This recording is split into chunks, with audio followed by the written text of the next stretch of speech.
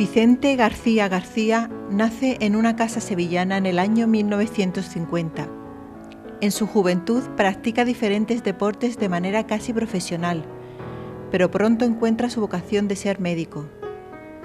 Se especializó en ginecología y obstetricia por la Universidad de Sevilla. Pasó por diferentes centros de salud, hasta participar como socio en el desarrollo del Centro de Especialidades Médicas y Quirúrgicas en Utrera. Casado con Purificación, es padre de 3 hijos, además de abuelo. Le apasiona la lectura y el deporte, sin olvidarse de viajar a cualquier lugar con sus seres queridos. Acompáñanos en este viaje a su vida más íntima, conociendo parte de sus emociones. Vicente, buenas noches. Buenas noches. Y gracias por venir a este programa de La Mirada del Psicólogo. Es un placer tenerte aquí. Nosotros fuimos compañeros unos cuantos años y para mí es un lujo que nos acompañes en este momento. Muchas gracias por venir. Para mí es un placer. Igualmente, ¿no? Vamos a ver, tú eres ginecólogo y obstetra y estudiaste, bueno, años 60, años 70. ¿Cómo te da por meterte por esa disciplina, por esa especialidad de la medicina? ¿Hay antecedentes en casa? ¿Hay alguien en casa que ya se fuera por esa línea de la medicina? No, en mi familia no ha habido médicos en varias generaciones que yo pueda tener presente. Ajá. Pero lo que sí es cierto es que yo tengo la idea de ser médico desde antes de tener uso de razón. Esto es la primera vez que te lo digo. Vaya. Y pues, esto es primicia, ¿no? Sí, esto no lo sabe mucha gente. Es un poco una anécdota. Yo quería ser médico antes de tener uso de razón y te voy a explicar por qué. A nuestra casa iba un médico pediatra que en aquella época era muy dado el que los médicos iban a hacer visitas a los pacientes, sobre todo domiciliarias. Sobre todo un paciente, un niño con fiebre, pues lo habitual es que fuera el médico a la casa, no que el niño fuera con fiebre a la consulta, como ocurre en la actualidad. Y entonces yo tengo en mi mente la figura de ese médico que iba a vernos como alguien que para mí era de admirar, una persona admirable, afable, y tan es así que a mí cuando me preguntaban por esa época, este médico se llamaba de apellido Aguilera, no voy a decir más, y cuando me preguntaban qué quería ser yo de mayor, yo decía que yo quería ser don Vicente Aguilera, cosa que, como puedes comprender, lo puede decir un niño pequeño que no tiene uso de razón, porque yo tenía que ser García. Claro. No Aguilera. Había que Entonces, respetar el orden de los apellidos. La idea mía de médico es desde muy pequeño y nunca la cambié. Respecto a por qué esta especialidad... Claro, porque es una especialidad que llama la atención por aquello de varón, ¿no? De ser ginecólogo y obstetra varón, porque muchas veces esta especialidad de medicina, no sé por qué, pero se asocia más. Tú sabes que hay mujeres que dicen, ¿es ginecólogo o es ginecóloga? Y dicen, es ginecólogo. Bueno, eso lo dicen de un tiempo a esta parte. Ajá. En la época en la que yo empecé a hacer la especialidad, la verdad es que había muy pocas mujeres, había muy pocas mujeres médicas y por ende, pues pocas mujeres ginecólogas. Ajá. Esto de 10, 15 años a esta parte es cuando el boom de las mujeres... Ahí te tenemos, ahí estás tú, ¿lo ves en la pantalla? Sí. Estás tú ahí, que nos explicabas, Vicente, lo de el pico de la cigüeña, que ya era premonitorio, ¿no? Te estaba señalando a ti ahí. Esa foto está hecha en unas prácticas, de obstetricia, claro está. Sí. Que hay pocas mujeres, por cierto. Hay pocas mujeres.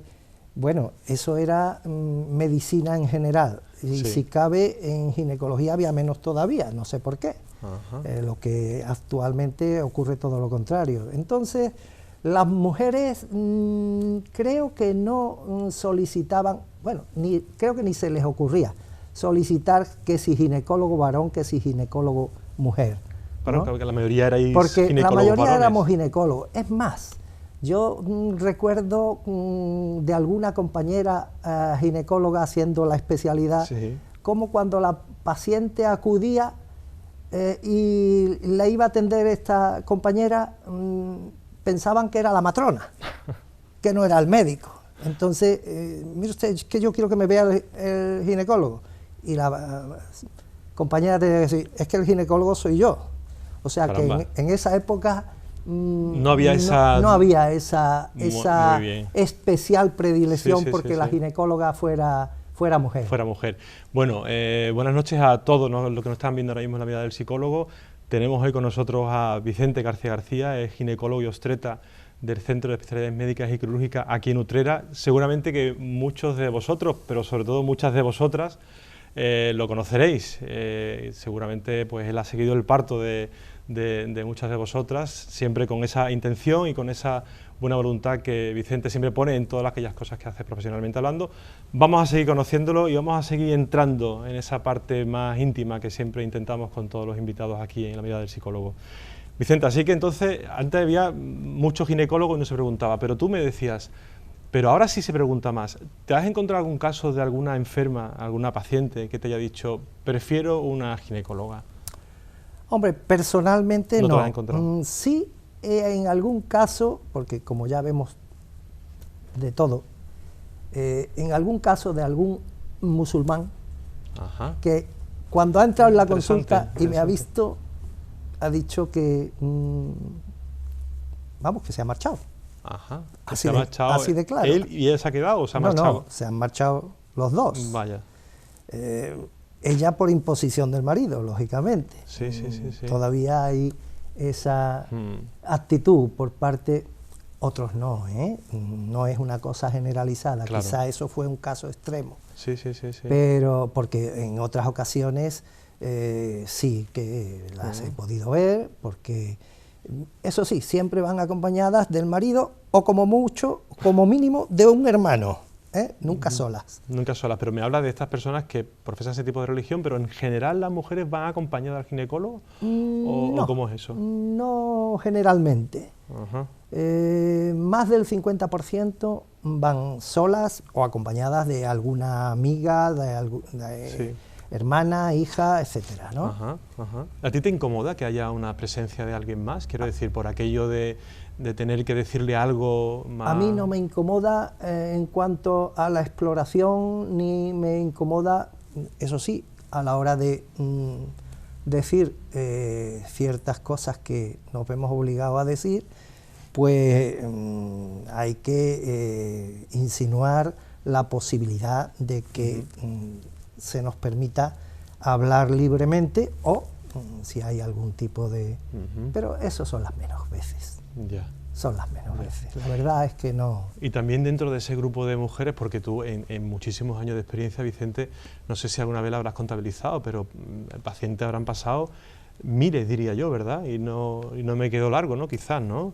Hombre, yo sí digo que si yo hubiera reunido todos los niños que he atendido, yo formaría un pueblo, ya a estas alturas. Oye, qué frase más buena. Quizás no como un pueblo como Utrera, pero sí algún pueblo Ajá. de 2.000 o 3.000 habitantes. ¿Tú le sigues las pistas o llegan las madres y te dicen, Vicente, ¿te acuerdas cuando me atendiste en el parto? Mira, pues este Pepito, que tiene 5 años ya. Hombre, La gente llega, muchas sí, muchas sí, y algunas veces casos muy anecdóticos.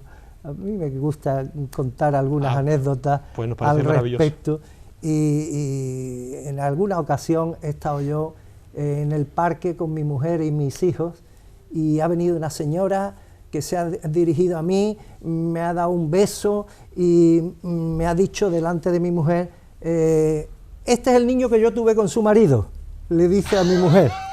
La primera vez aquello parece que le sentó un poco, pero ya se ha acostumbrado y la verdad es que eso es... Es que la frase, Vicente, parece un hombre serio, ¿eh? Pero es todo lo contrario. Sí, sí. Es un hombre con un sentido del humor increíble. Oye, entre las mujeres que tú visitas, imagino que habrá mujeres de amigos, mujeres conocidos, de conocidos, o mujeres de amigos directamente, incluso familiares.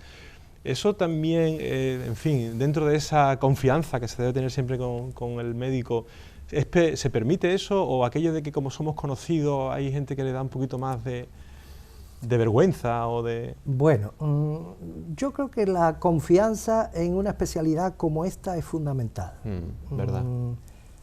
Yo he asistido a los partos de mis 3 hijos, cosa que no es quizás muy frecuente, he asistido a los 2 partos que ha tenido mi hija. De hecho, tenemos una foto tuya Sí. en uno de esos partos, que era el primero de los nietos o el segundo. El que está, si te refieres a una que está en quirófano... Sí, nos las va a poner ahora mismo en realización. Sí, esa es de mi primer nieto. Primer nieto. Primer nieto. O sea, que es la primera vez que tú asistías a... Y luego te mandé otra que Sí. no tengo ese mismo momento con mi nieta, Ajá. pero sí tengo de ese mismo día en el que yo estaba con mi nieto jugando al tren. Eso es lo que tú nos dices, ¿no? Ese primer nieto, esa es la primera vez que tú asistes. Sí, esa es el parto de mi primer nieto, de mi hija, la mayor, que es la única que hasta ahora me ha dado nietos. Entonces, fue un parto maravilloso. Se vive especial, Vicente, porque al final es una mujer que está dando a luz, pero no es una mujer cualquiera, es tu hija. ¿Se vive diferente? ¿Te llega a tocar la parte más emocional, imagino? Algo sí, aunque tú pretendes distanciarte en ese aspecto. Sí. Y siendo consciente de que eso puede ocurrir, porque en cierto modo ya me ocurrió cuando asistí a mi primer hijo. Claro, con tu mujer. Que la misma matrona le comentaba a mi mujer, ha estado totalmente tranquilo y relajado. Ahora bien, cuando cogió a su hija en los brazos, lo vimos ponerse un poco, es normal. Es humano y si no fuera así, mala cosa sería. Claro, claro. Pero la verdad es que mi hija no me dio ningún motivo para estar preocupado. Y yo ante esa eventualidad, como te decía, siempre he procurado que la asistencia en esos casos fuese acompañada siempre por un compañero que estuviera a mi lado y que, aunque yo fuese a asistir el parto, en un momento dado, si yo veía o él veía que se me estaba nublando un poco la razón respecto a, pues pudiera yo dejar de lado, cosa que afortunadamente no ha tenido. O sea, tenías una especie de compañero de cobertura, por si acaso pasaba eso, claro, porque... Yo los primeros partos, los de mis hijos, los atendí en el Hospital de la Macarena, y siempre con una cobertura, con allí estábamos de guardia siempre 6 ginecólogos, y de hecho cuando fui con el primer embarazo, el jefe de la guardia salió a recibir a mi mujer, a ver, ¿quién quieres que te atienda? Y mi mujer dijo, mi marido. El que viene conmigo, claro. Que yo entonces estaba de residente, haciendo la especialidad. Vaya confianza, Vicente. Y el jefe de la guardia dice, ¿Este? Allá os las apañáis. O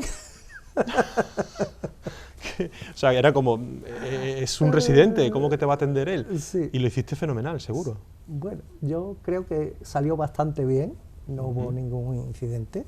Evidentemente, como te decía antes, estaba bien acompañado y asesorado.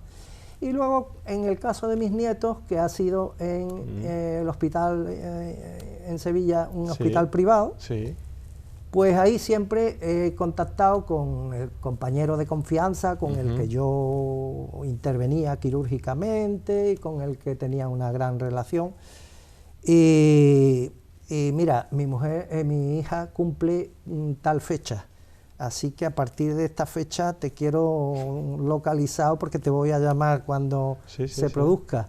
Y así ha sido, o sea, siempre he estado acompañado, siempre he tenido el ginecólogo de confianza, el anestesista de confianza. El equipo que a ti te daba seguridad. Eso es. Claro, porque Vicente nos está hablando de partos normales ahora ya hace ya muchas décadas, en los que hay una cobertura sanitaria y unos hospitales y demás, pero Vicente nos contó que él nació en su casa.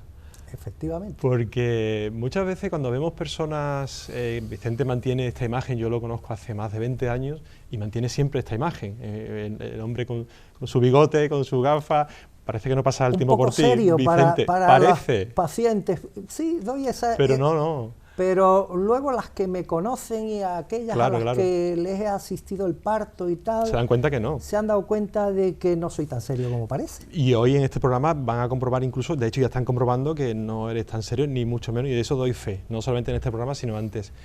Ese eres tú, Vicente, ese fue el que nació en casa, porque decía yo que muchas veces parece que conocemos a una persona de hace mucho tiempo y da la impresión de que nunca fueron pequeños, Sí. pero Vicente fue un niño, ahí tendrías que edad, Vicente, 2, 3 años. ¿Qué va, qué va? ¿Menos? Ni un año siquiera. Ni un año, que despierto, ¿no, Vicente? Los pelos ahí? bien tiesos que he conseguido Mantener, es verdad. conseguido mantener y verdad, dominar, es verdad. porque ahí están tiesos y ya actualmente los tengo más o Sí, menos sí, dominados. pero poblan tu Hombre, cabeza, la envidia ¿no? de algún amigo calvo que tengo. Prefiero no hablar. Prefiero no hablar. La verdad es que ahí sales, estoy viendo aquí que me dijiste que tenías 6 meses. Nos contabas al principio que no había, en fin, no había tradición médica en tu familia. ¿Qué nos cuentas de tu familia? ¿Cómo de importante han sido tu familia? Porque aparece con tus padres, aparece con tus hermanos. ¿Qué nos cuentas de esa etapa tuya, esa infancia en la que este médico, ¿cómo era? Aguilar, ¿no? Aguilera, que tú decías, yo quiero ser Vicente Aguilera. ¿Qué nos cuentas de ese momento? Ahí apareces con tu familia. ¿Tú eres... ¿Quién eres de ahí, Vicente? Yo soy el que está de pie junto a mi madre. Ajá. Somos 4 hermanos, aunque Sí. podíamos ser 6, Ah, porque con eso de que los partos eran en las casas, claro. pues entre mi hermano que viene a continuación mía y yo, ahí Sí. hubo el parto de 2 hembras además, Ajá. y murieron las ¿De 2 dos hembras. ¿Gemelas te refieres? No, no, no, Ah, por no, separado. 2 partos separados. 2 partos en casa. separados. Uf. Yo soy el único que nació en casa. Ajá. El resto de mis hermanos nació en hospital, Sí, sí, sí. fundamentalmente a raíz de esos sucesos de los 2 fallecimientos de mis 2 hermanas. Ujú. Mi madre ya no se atrevía a dar a luz más Claro. en casa, cosa que entonces era una costumbre, era habitual, y incluso hoy día se pretende volver a eso. Sí, a que nazcan los niños en casa. Bueno, eso es una tendencia Ajá. contra la cual yo estoy totalmente en contra. Yo estaría a favor de un parto no medicalizado, Ajá. pero en régimen hospitalario. Vale, para aquello de que No haya un contratiempos. parto en domicilio, no un parto en Ujú. casa, Aunque sea asistido por médicos. aunque sea asistido por médicos. De hecho, no sé si sabes que una de las principales impulsoras de esa tendencia al parto supernatural en Sí, casa y sí, sí, relajado, sí. murió de parto. Vaya, ¿no? Era un detalle que no conocíamos. Murió O sea, de un una persona parto que en su promovía casa. ese tipo de parto y murió por seguir a rajatabla lo que ella Mira, promovía. un parto es una cosa muy alegre, muy cuando todo va bien. Pero un parto en cualquier momento se tuerce y requiere una asistencia extremadamente urgente, que de ninguna manera se puede prestar en un domicilio particular. Ujú. ¿Eh? Realmente un parto es bonito, como tú dices, porque da lugar a otra vida, la gestación igualmente también, y donde los padres... Pero hay momentos dramáticos, Vicente, ¿no? Hay momentos en los que durante el embarazo, como le pasó a tu madre con esas hermanas que pudieran haber nacido, momentos que tú habrás vivido en primera persona como Yo no sé si obstetra, ese momento de mi madre, no creo, pero que te marcara sí quizás en un el poco, subconsciente quizás sí, ¿verdad? marcó la tendencia de la especialidad, Pues sí. porque yo sí tengo el recuerdo de llorar junto a mi madre Ujú. viendo el fallecimiento de mi segunda hermana. La primera no, porque era muy pequeño, Ajá. ¿Tú qué edad tenías? en pero ese segundo? en la segunda pues yo tendría unos 6, 7 años. Ujú, ya tenías comprensión ahí Y suficiente. claro, el espectáculo que se montó en la casa Claro. y oír a mi madre Sí. en esas circunstancias, pues aquello fue un poco duro y todavía lo guardo en el recuerdo. ¿Todavía lo guardas? Tú tienes 66, Vicente, 60 años después y lo sigues contando emocionado, amigo. Lo sigues contando como si fuera una cosa muy, muy presente, ¿verdad? Como Sí. si... Y te decía, como profesional también lo has vivido, supongo, porque tantos años de experiencia como obstetra, y eso te ha tenido que tocar, por desgracia. En ese momento, ¿cómo afrontas eso, Vicente? Cuando tú ves una mujer que ha perdido a su hijo, o incluso en el parto, ¿te ha pasado una vez que en el propio parto se haya producido esa pérdida? Afortunadamente me sobran dedos de una mano para decir eso. Yo si he tenido algún fallecimiento de niño, ha sido por partos prematuros más bien, Entiendo. que no en partos a término y partos... Afortunadamente no hay madera por aquí, pero no he tenido ningún fallecimiento de madre en el parto, cosa que hoy día es extremadamente raro por los medios en los que se llevan a cabo. Sí.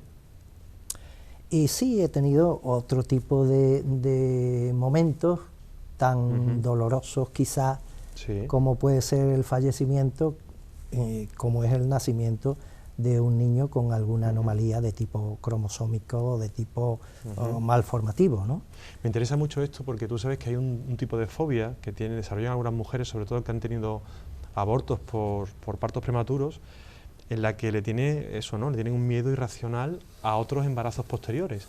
¿Tú cómo afrontas eso? Cuando llega una mujer y te dice, es que tengo mucho miedo de otra vez iniciar el proceso de gestación, porque además también sabes perfectamente que hay abortos un tanto inexplicables, ¿no? Que incluso a veces los médicos se quedan como, mira, bueno, hay muchos abortos. Inexplicable. Vale, ¿y tú cómo afrontas eso, Vicente, de que la mujer te diga, tengo miedo, doctor, tengo miedo de que me vuelva a ocurrir lo mismo? Hombre, lo primero que hay que hacer es valorar las circunstancias de cada paciente, de cada persona, y tratar de recabar la máxima información posible para saber si aquello es un hecho fortuito o algo que tenga muchas posibilidades de repetirse, porque tenemos que ser sinceros, tenemos que decir la verdad. Claro, eso es fundamental en la actuación médica. Sí.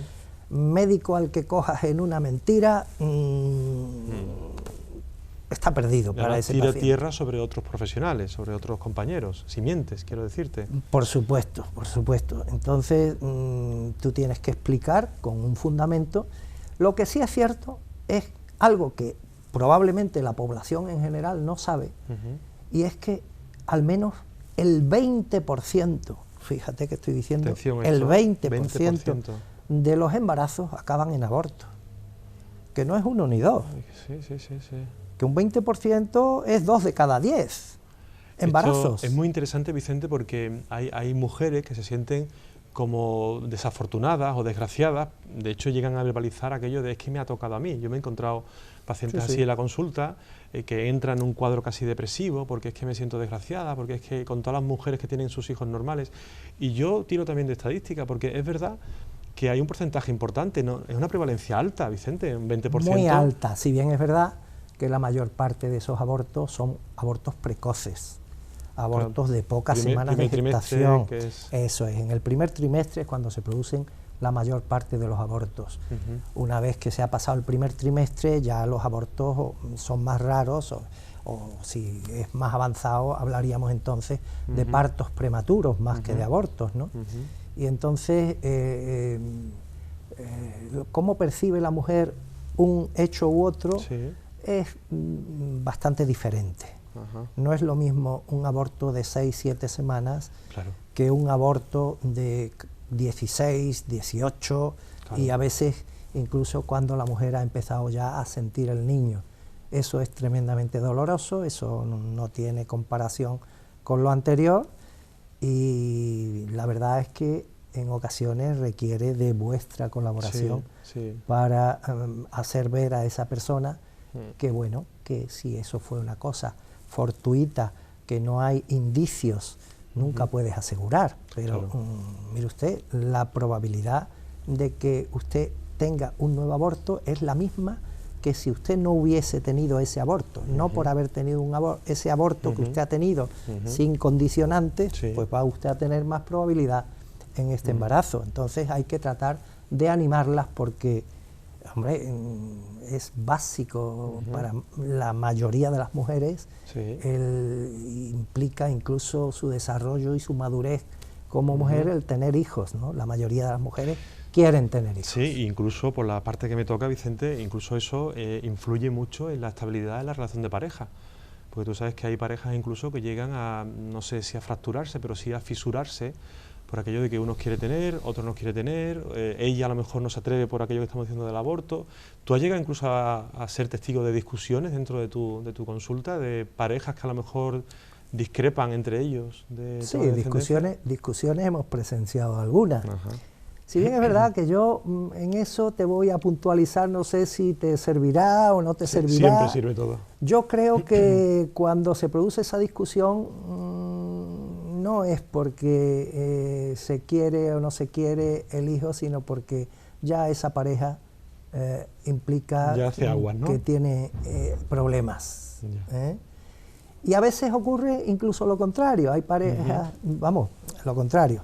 Hay parejas que se saben que no van bien, ellos mismos lo saben, y buscan un embarazo que salve el matrimonio. Exactamente. Y tú estarás de acuerdo, ¿no?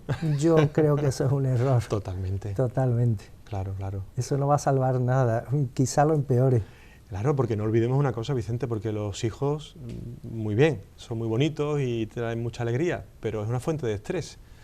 Porque implica que tu ritmo de vida cambia muchísimo, especialmente para la madre. Y es verdad lo que tú dices, que hay parejas que se agarran, va a venir nuestro hijo que nos va a salvar, y el hijo no hace nada, por supuesto, pero sí que la situación nueva, donde ellos dejan de ser más hombre y mujer y se convierten en papá y mamá, eso hace que la relación finalmente se vaya por ahí, ¿no?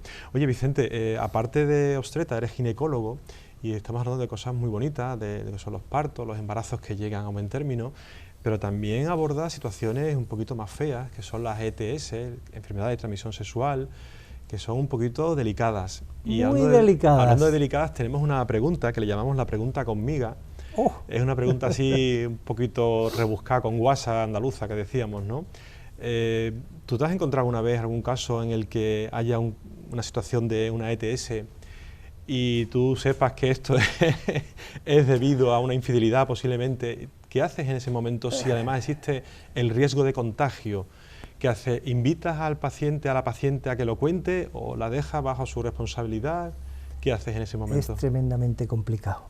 Es con miga la pregunta. Ese caso es tremendamente complicado, es de los más complicados que se te pueden presentar, porque estás entre decir toda la verdad, absolutamente toda la verdad, o capear un poco el temporal, porque eso es que te da, qué difícil, te da situaciones conflictivas, conflictivas. Yo recuerdo, en este momento puedo recordar muchos casos, no uno ni dos. Claro, si no digo nombres ni digo nada, puedo comentar el caso para que te puedas hacer idea. A ver. Viene una señora, tú con una serie de problemas, tú le haces una analítica adecuada al caso, detectas una enfermedad de transmisión sexual, una enfermedad que solo se transmite a través de las relaciones sexuales, nunca en el baño, en las piscinas, con las toallas, bebiendo, compartiendo vasos, nada. Solo relaciones sexuales. Le explicas un poco que tiene una infección, que tiene que hacer tal tratamiento y tal. La señora va, hace su tratamiento y al cabo de un tiempo vuelve, pero vuelve hecha un basilisco, porque tú eres un médico muy malo que no la sabes curar. Ah, vaya. Entonces, bueno, mire usted, es que lo que usted tiene, ya hablas más explícitamente, de forma que esto es una enfermedad de transmisión sexual, como le he dicho, esto... ¿Qué parte no se ha enterado? Eso es imposible. Yo no tengo relaciones más que con mi marido. Bueno, mire usted, usted verá. No, es que mi marido está en casa con una fractura en una pierna y allí está él solo con la muchacha. Dios, me lo está complicando. Bueno, pues mire usted, yo lo que le voy a decir es lo siguiente. Vuelva usted a hacer este tratamiento. No tenga usted relaciones en un tiempo. Y si hecho este tratamiento, usted se pone bien como se puso la primera vez, que se puso bien, pero usted haga el tratamiento, y si usted se pone bien, y antes de mantener relaciones, usted vuelve a tener el problema, entonces usted viene y me dice que yo soy el mejor médico del mundo y que no la sé curar. Nunca más volvió, evidentemente. Y despidió a la muchacha, me parece a mí. Supongo. O al marido. O a los dos. O a los dos. Es un caso muy curioso porque tendrás curiosidades de todo tipo. Y ahora quiero volver atrás, Vicente, en el tiempo, porque Vicente es médico, es obstetra, es ginecólogo del Centro de especialidades médicas y quirúrgicas, pero ese centro no nació como una seta, ese centro se fue construyendo. Y Vicente nos ha regalado una foto, nos has traído una foto, que la verdad es que también me llega en la parte que me toca, porque estuve en ese centro unos cuantos añitos, como 10 años, y me ha emocionado mucho, Vicente, ver el embrión, hablando de tu campo de profesión, el embrión de ese centro en la Corredera, que ahí aparece con nuestro amigo común Miguel Valenzuela. Sí, sí, mira, es que... ahí estaban haciendo. Te he traído esas fotos porque muestran un poco algo de la historia de Utrera, algo que me vincula con Utrera de alguna manera. Sí. Yo ya llevo muchos años ejerciendo aquí en Utrera, incluso antes de iniciar esa etapa del Centro de Especialidades Médicas, tuvimos una consulta en la calle Ancha, allí estuvimos unos años. Y luego un grupo de médicos nos echamos hacia adelante, emprendedores. Le echamos valor al asunto, porque la verdad es que no es fácil, no. Y que los médicos sabemos de medicina algo, pero como gestores somos bastante, pero para eso tenemos bastante a Miguel. Desastre. Ahí te vemos en la puerta del centro, esa es la transformación ya. Sí, esa es la transformación a la actualidad. A la actualidad. Que creo que ha cambiado bastante. Hombre, que se ha cambiado. Y que es un centro que creo que hoy día en Utrera es bastante representativo de lo que es la medicina privada. Sin duda, sin duda. Es un centro que perdió a un psicólogo importante hace unos años. Por supuesto. Pero es un centro que tiene muy buenos profesionales, tiene unas enfermeras que atienden exquisitamente y tienen, como tú decías, un gestor, Miguel Valenzuela, que hace posible que todo esto sea así, porque claro, podéis tener muchas ganas, mucha ilusión, incluso el aporte económico, pero hace falta una cabeza pensante y ahí Miguel ha sido esencial, ¿verdad, Vicente?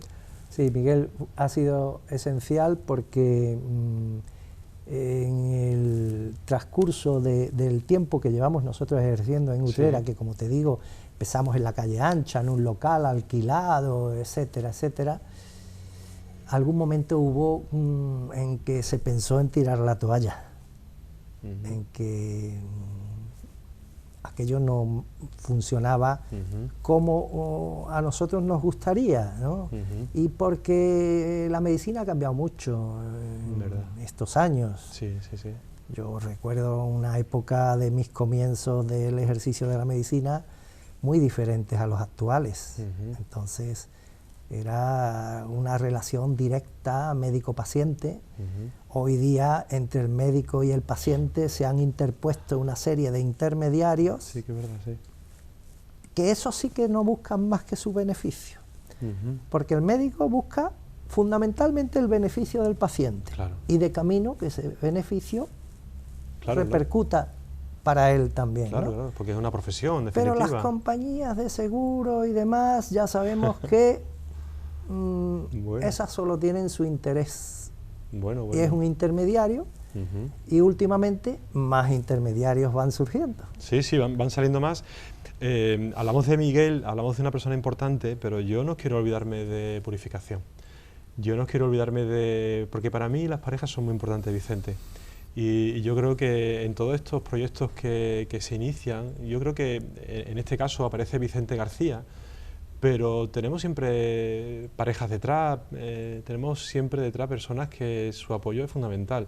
Ahí tenemos una foto que nos van a poner ahora de realización, donde apareces con tu mujer y con tus hijos, que son ahí, pequeñitos.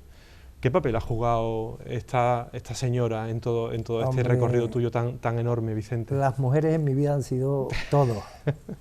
Mi madre porque me trajo al mundo, sí. Mi mujer porque la conozco desde los 15 años. Nos llevamos 10 años de novio. Caramba. Y llevamos ya de casados 40 años. Uf, qué Yo maravilla. creo que eso es toda una vida maravilla. Y por tanto, ¿qué te voy a decir? ¿No? Es algo fundamental en mi vida. Si te refieres al hecho de la andadura aquí en Utrera, ahí ya sus pegas me puso en su momento. Claro, porque es la parte porque racional. Las mujeres son más conservadoras, ¿no? Claro. Pero bueno, yo tenía ilusión, creía que era un proyecto que podía salir adelante como así ha sido, y ahora pues me tiene que dar la razón, cosa que les Se cuesta. ¿Se lo recuerdas todos los días? Espero que no se lo recuerdes todos los días, Vicente. No. Oye, purificación, ¿te acuerdas cuando me dijiste que esto no iba a salir? Oye, Vicente, aparte de ser médico, me sorprendió cuando me mandaste la foto, porque siempre te he visto dentro de lo que es tu desarrollo profesional, con tu bata blanca aquí en el centro médico, pero me sorprendiste con unas fotos de deporte y unas fotos militares. La foto de deporte, incluso con tu carnet de karateca, ¿no? Judoka. Y haciendo un salto, a eso me dejaste sorprendidísimo. Eras tú el de la foto, ¿no? Porque claro. muchas veces haciendo un salto y me decías, estoy haciendo un salto tirando en el agua, pero ese es tu carnet de judo, de judoka. Sí. ¿Eso lo mantienes ahora, Vicente, o ya lo has dejado un poco después El judo no, la natación sí. Son edades diferentes, hay que optar por el deporte que se va adecuando a cada uno. Por eso te conservas también, claro. La natación es un deporte... Los 2 kilómetros de natación 3 veces a la semana... ¿2 kilómetros? Sí. ¿Ese es tu salto? Ese es mi salto. Tú nos aseguras que ese eres tú, ¿verdad? Sí. Vale. Si amplías un poco la parte de la cara, algo podrás ver. Con unos cuantos kilos menos, pero bueno. Es un salto de 9,6, 9,7. Es un salto muy La verdad bueno. es que el mérito lo tuvo el fotógrafo, no yo, porque... ¿Cuántas veces tuviste que tirarte? No, ¿Esa fue la primera? Fue una cosa espontánea. ¿Ah, sí? Sí, además me hicieron la foto, yo no sabía que me la estaban haciendo. Ah, vaya, eso fue un robado, que se llaman, Sí. que dicen los artistas. Robado. Y tu paso por el ejército, ¿qué nos cuentas? Porque ahí apareces con una foto que no entiendo mucho de tema de graduación. ¿Es con alguna graduación, alférez? Bueno, sí, yo hice milicias universitarias. Ajá. Era lo que mejor se adaptaba. Que ahí apareces tú, ¿no? Sí, bueno, ahí ya de alférez. De alférez, ¿verdad? Sí. Ajá. Las milicias universitarias eran una forma de hacer la mili, en la que a los estudiantes que estaban haciendo algún tipo de carrera universitaria, sí. Pues se nos permitía compartimentar el servicio militar en 3 fracciones. No tener que hacer un año seguido de mili, sí. porque eso hubiera supuesto la pérdida de un año en los estudios, ¿no?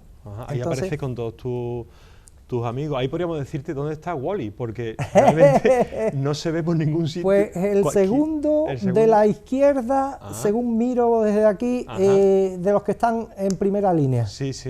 Vaya, esos son tus compañeros de campamento, supongo, de Sí, cuartel. de campamento. Entonces se hacía 3 meses de campamento en los que se hacía lo que era la instrucción militar básica, que luego los que hacían la mili normal, todos hacían este tipo de campamento, sí. Y nosotros lo hacíamos al mismo nivel que cualquier soldado raso, porque entonces éramos soldados rasos. Ya. Luego, eso normalmente lo hacíamos en verano, aprovechando las vacaciones, entre estudio y estudio, entre curso y curso.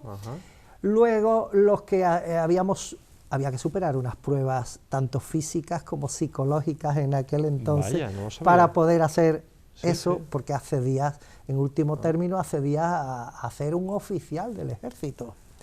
Un alférez es el grado inferior de un oficial del ejército. Y entonces te hacían pruebas físicas y psicológicas. Una vez que las superabas, hacías este campamento.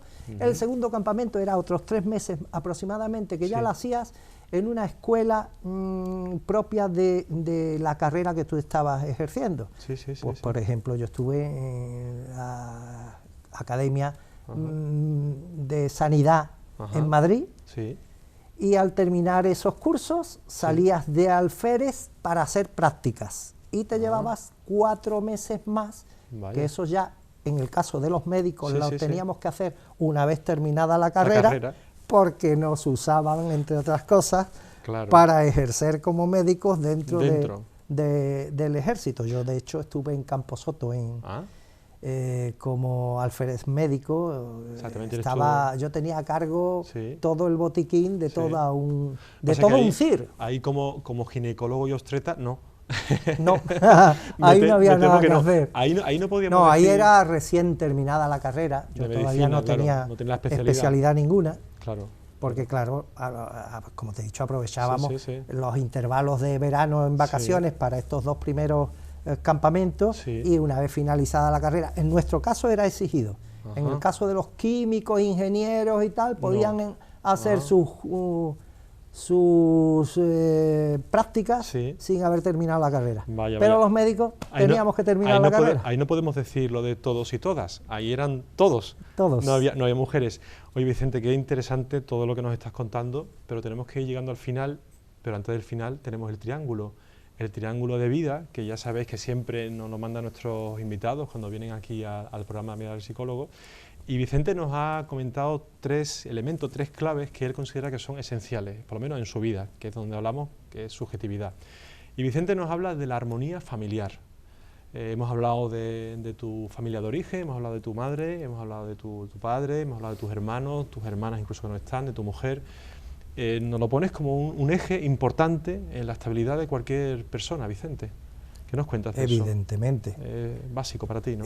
La familia es básico para... Pero dices armonía familiar. Sí, hombre. Que no siempre se consigue. Evidentemente, es que hay familias que acaban totalmente rotas, desestructuradas, y eso no puede ser el caldo de cultivo de una persona que llegue a su máximo desarrollo, ¿no? Claro. Entonces, cuando tú tienes la suerte de vivir en una familia bien avenida, tanto de padres como de hermanos, como posteriormente con tu mujer y tus hijos, pues eso es te da un equilibrio fundamental. Eso te da un equilibrio tremendo, sin el cual tú no podrías desarrollarte plenamente como persona. Nos vamos al segundo punto, ya que lo mencionas. Él habla de desarrollo personal y profesional, con ese aval o con esa base que tú nos estás contando de la familia. ¿Cómo entendemos eso? Desarrollo personal y profesional. Va de la mano, porque yo voy a ser un poquito malo. ¿Qué hacemos ahora, por ejemplo, con las personas que no tienen un trabajo? ¿Entiendes que hay una parte de inestabilidad, supongo? Claro, porque hay un desarrollo personal, pero no siempre el desarrollo profesional depende de ti, ¿no? También estamos un poco a expensas de la oferta de empleo que hay en estos días. ¿Qué nos dice de eso, Vicente? Desgraciadamente el paro es la mayor desgracia que creo que hay en este país en este momento. Si bien es verdad que, no sé, yo creo que vengo de la cultura del esfuerzo. Creo que el deporte es algo importante en la vida de las personas, porque te da un grado de... no sé, de implicarte que con esfuerzo puedes conseguir muchas cosas, muchas cosas. Entonces, evidentemente, el trabajo no se consigue porque tú un buen día vas y dices, ¡ay, voy a buscar trabajo! El trabajo viene desde tu niñez, prácticamente, desde que tú te empiezas a preparar para un trabajo, sea el que sea, que no necesariamente tiene por qué ser de médico, ni de ingeniero, pero prepararte con esfuerzo, y en esos casos el trabajo creo que llega.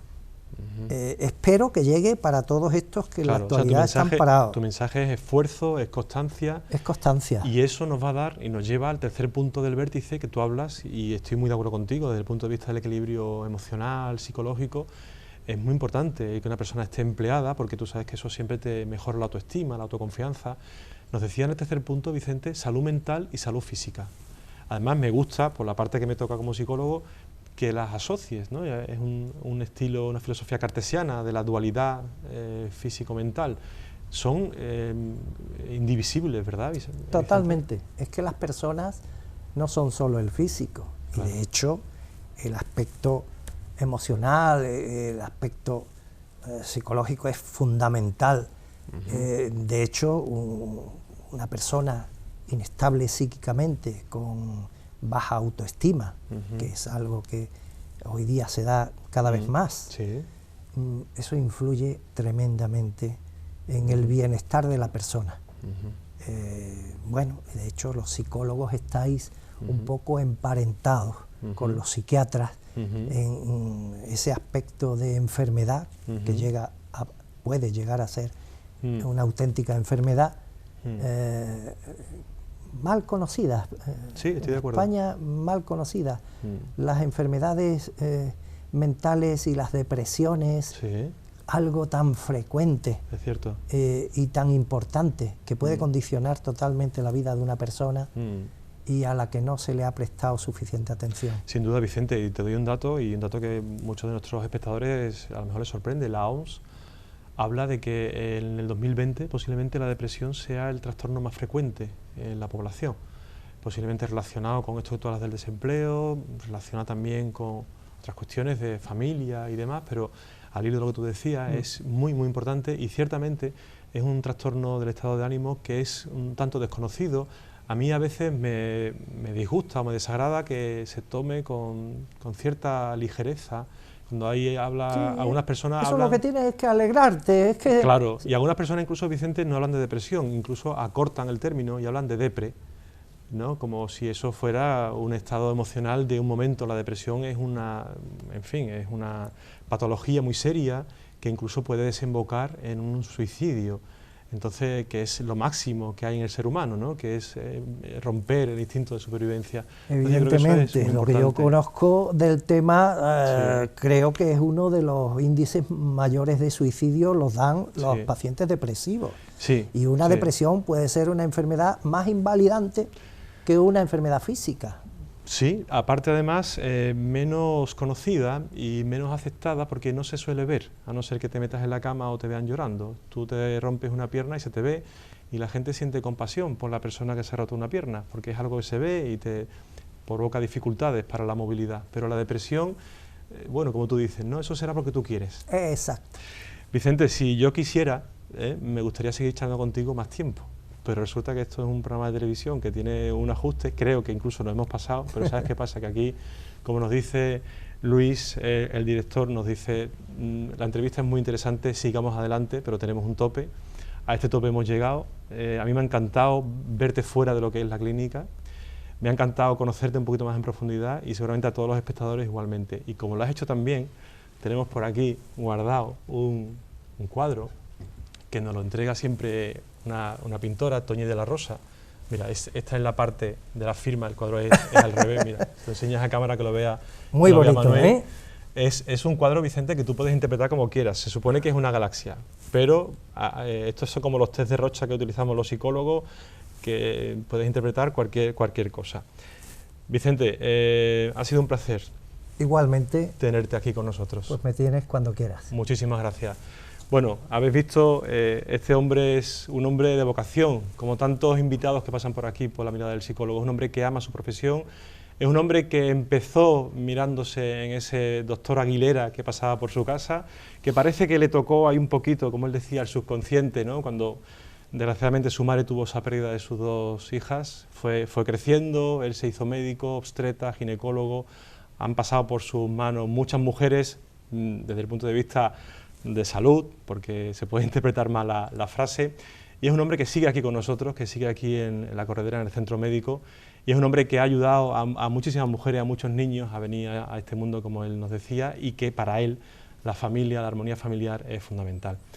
Yo espero que hayáis disfrutado de esta nueva entrevista con este invitado, y ya sabéis que la vida es fascinante, todo depende de las gafas con las que la miremos. Nos vemos el próximo miércoles.